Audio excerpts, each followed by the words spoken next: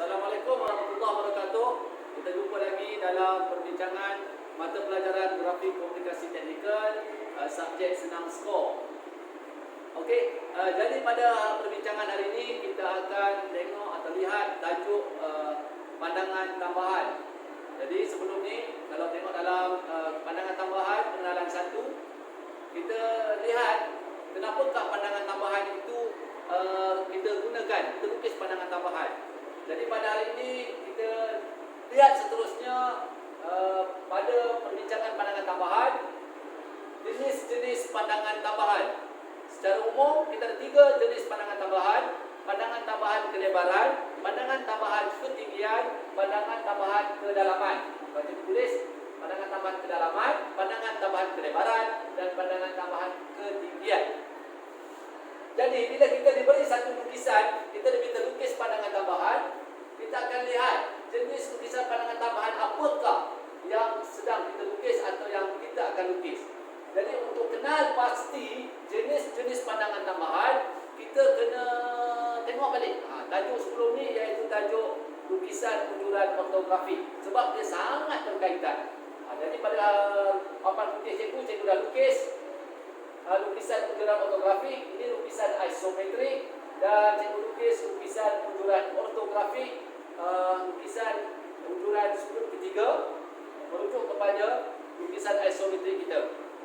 Okey, pada lukisan ortografi, unjuran ortografi, bagi menjawab jenis pandangan tambahan, kita kena kenal pasti butiran yang ada dalam lukisan unjuran ortografi, kerana dia sangat berkaitan seperti mana cikgu sebut tadi. Dalam lukisan unjuran ortografi, kita mempunyai 3 butiran. 3 butiran yang biasa kita lihat. Bagi lukisan isometrik yang kita ada pada hari ini, bagi paksi, kalau kita katakan sini X, ini ialah butiran kelebaran. Ini kelebaran, bermakna ini lebar, lebar, lebar. Seterusnya, bagi paksi Z masuk ke dalam, ini ialah butiran kedalaman. Pada pandangan sisi nampaklah butiran kedalaman ini. Butiran kedalaman, kedalaman, kedalaman, kedalaman, kedalaman. Jadi pandangan sisi kita akan nampak kedalaman. Kemudian ada satu lagi butiran pada lukisan isometrik kita, iaitu lukisan butiran ketinggian. Okey, ketinggian, ketinggian, ketinggian. Jadi dalam satu lukisan isometrik, lukisan 3 dimensi, kita boleh lihat kelebaran, kedalaman dan ketinggian secara serentak. Tetapi bila kita lukis unjuran ortografik, lukisan unjuran ortografik ialah lukisan 2 dimensi. Jadi ada 2 paksi sahaja, 2 butiran sahaja terlibat. Pada pandangan atas, bermakna lukisan ini pada pandangan atas, butiran apakah yang terlibat pada pandangan atas? Bila pandang dari atas, apa yang kita dapat? Kita akan lihat kelebaran, butiran kelebaran. Ini ialah butiran kelebaran, bermakna dari mana sini kelebaran. Dan yang kedua ialah butiran kedalaman. Ini ialah butiran kedalaman, ataupun di belakang ini juga adalah butiran kedalaman. So ini adalah butiran kedalaman. Pada pandangan atas, kita tak dapat lihat ketinggian. Daripada atas, bila kita lihat objek, kita tak nampak tinggi dia. Yang kita nampak cuma butiran kelebaran dan kedalaman. Kita lihat pandangan hadapan. Pada pandangan hadapan, bila pandang hadapan, butiran apa yang ada? Butiran kelebaran, bawa turun. Okey, kita kekalkan butiran kelebaran. Dan butiran yang kedua ialah butiran ketinggian.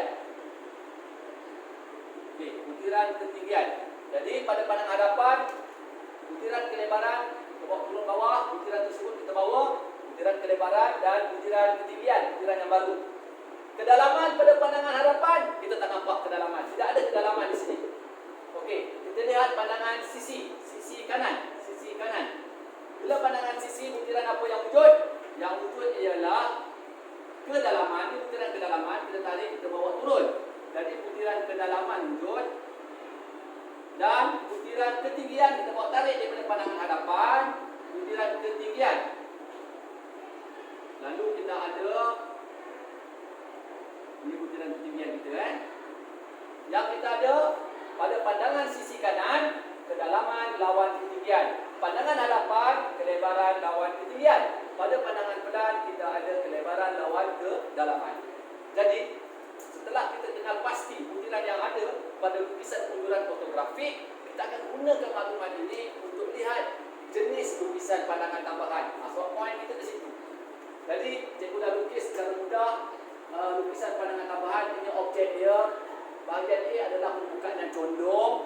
Lalu ini pandangan pelan atas, ini pandangan hadapan. Bila kita nak lukis pandangan tambahan sebagaimana dalam perbincangan pengenalan 1, kita melihat permukaan yang condong. Kita nak mencari butiran sebenar permukaan yang condong. Maksudnya dari segi saiz dan bentuk dia. Satu, bentuk sebenar.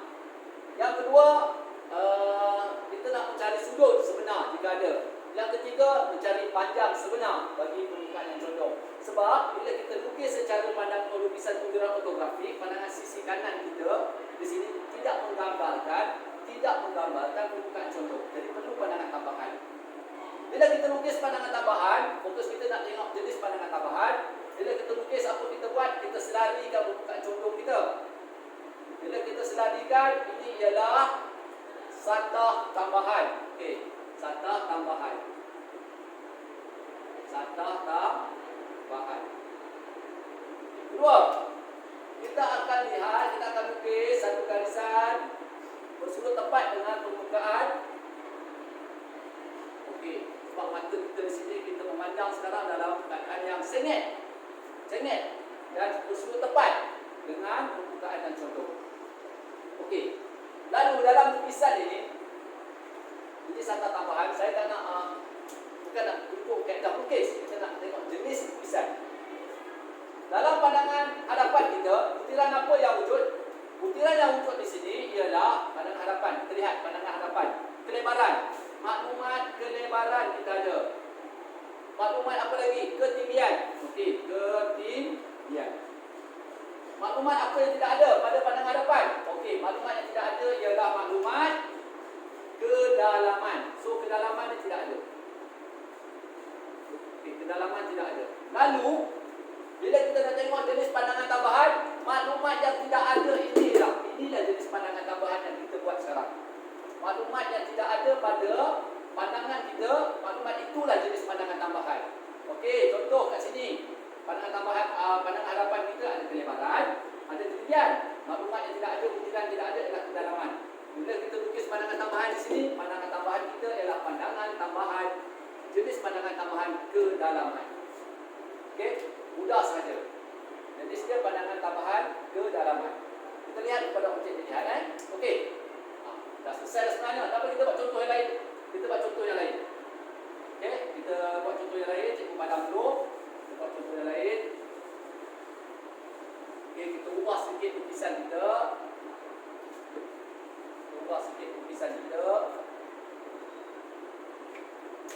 Di sini pula saya buat contoh. Di pandangan atas ni kita buat contoh. Pandangan atas kita condongkan, hadapan kita tekankan untuk, dan di sini telah berubah.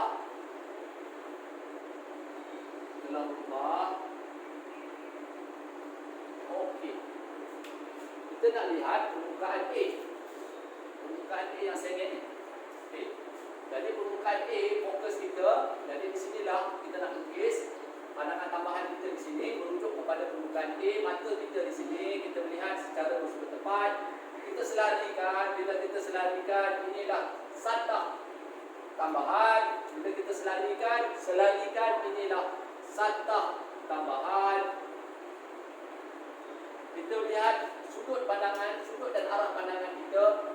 Okey, ini sudut pandangan kita mesti bersudut tepat. Ini arah pandangan kita. Kita lihat sekarang arah pandangan. Kita lihat arah pandangan kita. Okey. Bila kita bincang jenis lukisan pandangan tambahan, kita lihat butiran apa yang ada pada pandangan atas kita.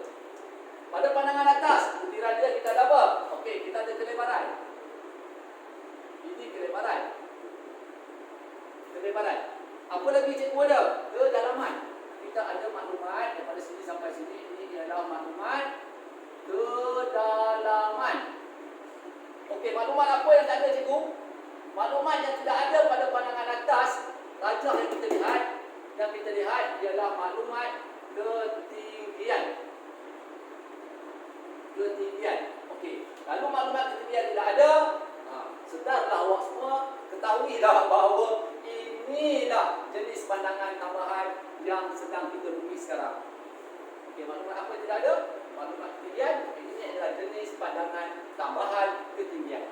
Begitulah juga kita diberi bentuk macam mana sekalipun, kita hanya merujuk kepada 1, 2, 3 ini. Lihat butiran yang ada. Kalau pada rajah itu tidak ada maklumat, rajah yang dilihat tidak ada maklumat, itulah jenis pandangan tambahan kita. Okey, mudah-mudahan dapat membantu semua pelajar. InsyaAllah kita jumpa lagi pada kali yang akan datang. Assalamualaikum warahmatullahi wabarakatuh.